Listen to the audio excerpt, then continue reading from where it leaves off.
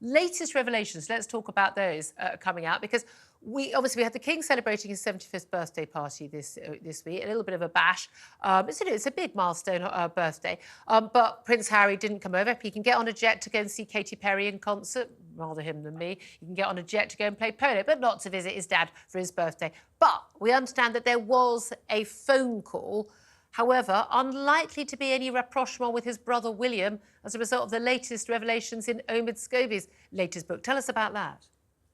Yes, and this is the problem, because clearly the King wants to try and build bridges with his errant son and bring him back into the fold, and having phone conversations is a way of doing that.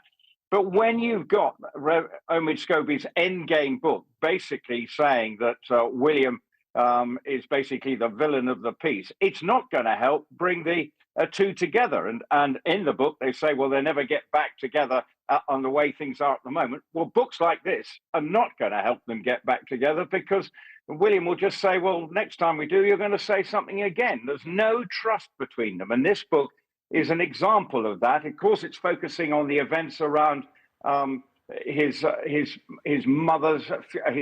grandmother's funeral, and the way it was dealt with, that he didn't get told what was going on, had to fly up in a private jet, and Meghan wasn't really included. But this was the original. The thing that is upsetting, obviously, we understand, to the palace, is these revelations. We claim, we don't know, we can't verify, that Prince Harry was on the phone trying to reach Prince William on the day of the Queen's death, and was unable to reach him. Either the calls were being ignored, or certainly they weren't answered.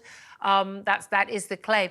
There's only two people who would know about that originally. Now, there might have been someone who told someone, and then it went in a book. But the key thing is that if you are Prince William and you're trying to protect some of your personal privacy over the death of your grandmother and your relationship with your brother, that is one of the most difficult days you're going to go through, and all being played out in public. And then to have this private information put into the public domain, and the likes of you and me yapping about it on the telly, you're just going to say, I can't tell you anything.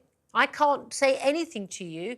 I can't make a call to you. I can't not receive a call from you, because nothing I can do, I can trust, won't end up eventually in a book. Yeah, and it's proving to be the case. And the Omid Scobie basically is sort of saying this book is all about the monarchy fighting for survival.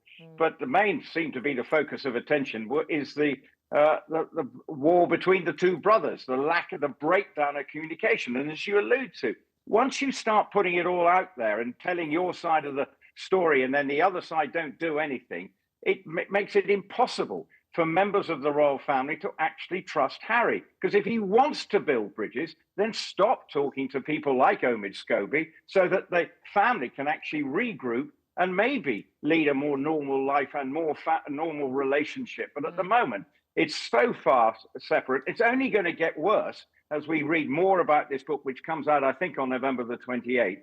And so for the royal family, it's when we should be, in many ways, they want to celebrate the King's 75th birthday. They're immediately distracted by Harry and a new book focusing on the problems within that royal family. It happens every single time. Now, going back to The Crown, just briefly, this is the last series of The Crown we're ever going to see, right? Because I would absolutely love to have a series made about the events of the last few years. I think it would be interesting. But we may have to wait 10 or 15 years for it. So I may not be reporting on that for you, Julia, if that is the case. But I think we get up to the mid-noughties this time. So 10 or 15 years' time, I may be about celebrating one of King Charles. Well, it might be 80 by then. But anyway, I'm quite old, Julia. You hide it well, sir. You hide it well. Rupert, well, I hope we will be on air talking about that. Rupert Bell, thank you very much indeed, our TalkTV royal correspondent.